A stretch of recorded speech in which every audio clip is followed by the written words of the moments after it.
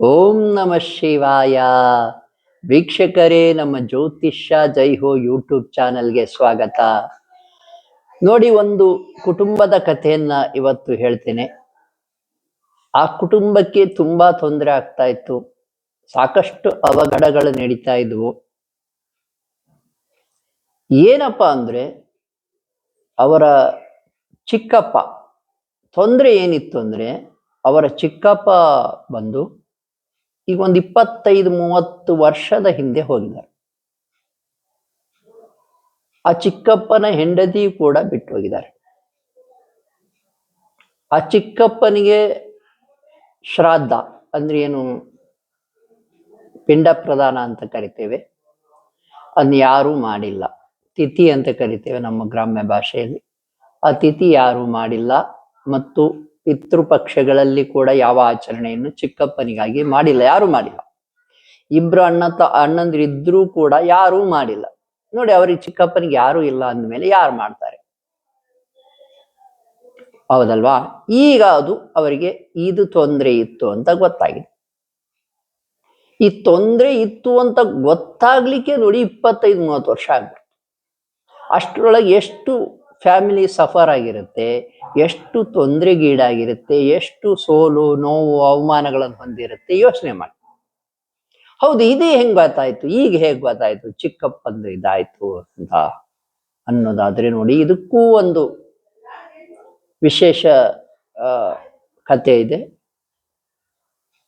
ಅವರಲ್ಲಿ, ಆ ಕುಟುಂಬದಲ್ಲಿ ಒಬ್ಬ ಹುಡುಗ, ನೋಡಿ, ಒಬ್ಬ ಹುಡುಗ, ಅವನಿಗೆ ಗೊತ್ತೇ ಇಲ್ಲ. ಆ ಹುಡುಗ ಗುರು ದತ್ತಾತ್ರೇಯ ಸ್ವಾಮಿಗೆ ನಡ್ಕೊಳಕ್ ಸ್ಟಾರ್ಟ್ ಮಾಡ್ಬಿಟ್ಟು, ಪ್ರತಿ ಗುರುವಾರ ಅಮಾಸೆ ಹುಣ್ಣಿಮೆಗೆ ಗುರು ದತ್ತಾತ್ರೇಯ ಸ್ವಾಮಿಗೆ ಹೋಗಕತ್ಬಿಟ್ಟ. ಶ್ರೀ ಗುರು ದತ್ತರ ಆಶೀರ್ವಾದ ಅವನಿಗೂ ಸಿಕ್ತು, ಅವರ ಕುಟುಂಬಕ್ಕೂ ಸಿಕ್ತು. 6 ತಿಂಗಳು 7 ತಿಂಗಳಿಂದನೂ ನಡ್ಕೊಂತಾನ ಇದ್ದಾನೆ. ಮೊನ್ನೆ ಗೊತ್ತಾಗಿದೆ, ಇವರ ಚಿಕ್ಕಪ್ಪ ಹೀಗಾಗಿರೋದ್ರಿಂದ, ಆ ಒಂದು ದೋಷದಿಂದ ಇವರಿಗೆ ತೊಂದರೆಗಳು ಬರ್ತಾ ಇದ್ದಾವೆ, ಇವರಿಗೆ ಕಷ್ಟಗಳು ಬರ್ತಾ ಇದ್ದಾವೆ ಅಂತ. ನಾನೇನು ಹೇಳಕ್ ಹೊರಟಿದ್ದೇನೆ ಅಂದ್ರೆ, ನೋಡಿ, ಆ ಹುಡುಗ ಗುರು ದತ್ತಾತ್ರೇಯರಿಗೆ ಪ್ರತಿ ಗುರುವಾರ ಹೋಗ್ತಾ ಇದ್ದ.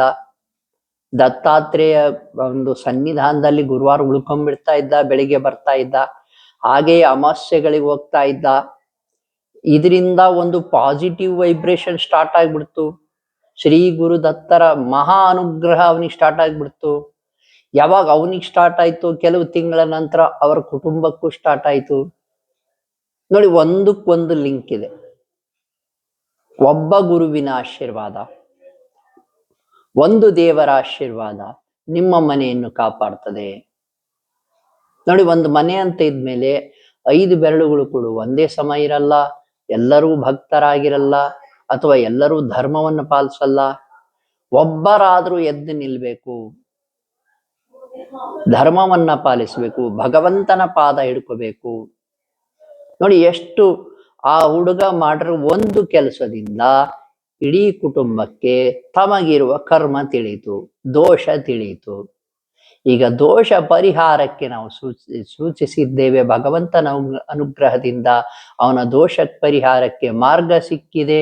ಆ ದೋಷ ಪರಿಹಾರ ಆಗ್ಬಿಟ್ರೆ ಸಾಕು, ಅವ್ರಿಗೆ ಒಳ್ಳೇದಾಗ್ಲಿಕ್ಕೆ ಸ್ಟಾರ್ಟ್ ಆಗ್ಬಿಡುತ್ತೆ. ಏನಿಲ್ಲ, ಪಿತೃಪಕ್ಷಕ್ಕೆ ಅವ್ರು ಆಚರಣೆ ಮಾಡ್ಬೇಕಾಗ್ತದೆ. ಅವ್ರ ಚಿಕ್ಕಪ್ಪನಿಗೆ ಏನು ಆಚರಣೆ ಮಾಡ್ಬೇಕು ಮಾಡಿಬಿಟ್ರೆ ಆ ತೊಂದರೆ ಕಡಿಮೆ ಆಕ್ಕಂತ ಹೋಗುತ್ತದೆ.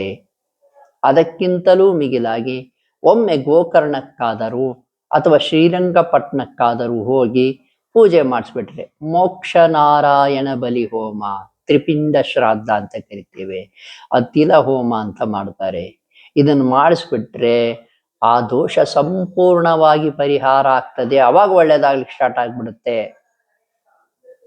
ನೋಡಿ, ಒಂದಕ್ಕೊಂದು ಲಿಂಕ್ ಇದೆ. ಯಾಕೆ ಇಷ್ಟು ಕಥೆಯನ್ನು ಹೇಳಿದ್ದೇನೆ ಅಂದ್ರೆ, ಈ ಕಥೆಯಿಂದ ತಿಳ್ಕೋಬೇಕಾದ ತಾತ್ಪರ್ಯ ಏನಪ್ಪಾ ಅಂದ್ರೆ, ನಿಜವಾದ ಕಥೆ ಇದೇನು, ಮೊನ್ನೆ ತಾನೇ ನಡೆದಿರೋದು, ಈ ವಾರವೇ.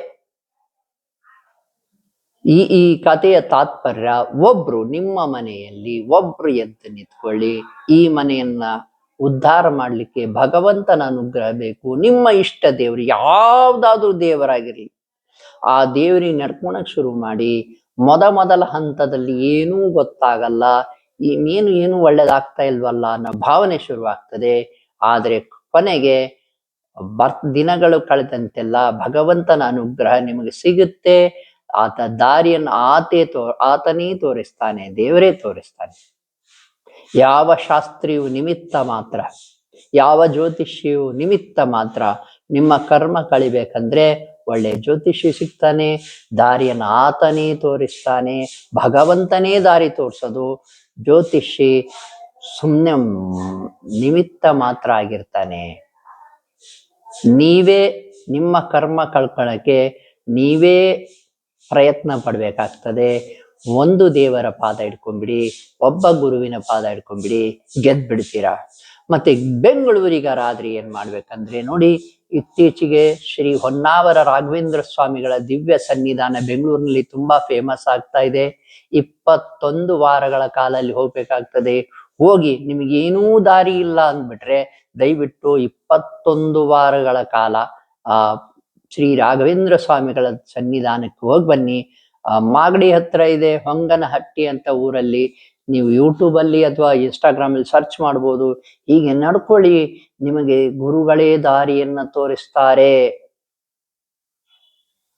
ನೋಡಿ ವೀಕ್ಷಕರೇ, ನಮ್ಮ ಜ್ಯೋತಿಷ್ಯ ಜೈ ಹೋ ಯೂಟ್ಯೂಬ್ ಚಾನಲ್ಗೆ ಸಾಕಷ್ಟು ಜನ ಕರೆ ಮಾಡ್ತಾರೆ. ಎಷ್ಟೋ ಶಾಸ್ತ್ರಿಗಳ ಹತ್ರ ಹೋಗಿರ್ತಾರೆ, ಆದರೆ ಇಲ್ಲಿ ಬಂದಾಗ ಅವರಿಗೆ ಒಂದು ದಾರಿ ಸಿಗ್ತದೆ. ನೀವೂ ಕೂಡ ಕರೆ ಮಾಡಬಹುದು. ಯಾವುದೇ ರೀತಿ ತೊಂದರೆ ಇದ್ರು, ವಾಮಾಚಾರ, ಮಾಟ ಮಂತ್ರ, ಭಾನುಮತಿ, ಏನೇ ತೊಂದರೆ ಇದ್ರು ನೀವು ನಮಗೆ ಕರೆ ಮಾಡಿ. ನಾವು ನಿಮಗೆ ಸಲಹೆ ನೀಡ್ತೇವೆ, ಅದರಿಂದ ಹೊರಗೆ ಬರೋದು ಹೇಗೆ ಅಂತ ತಿಳಿಸ್ತೇವೆ. ಶುಭವಾಗಲಿ.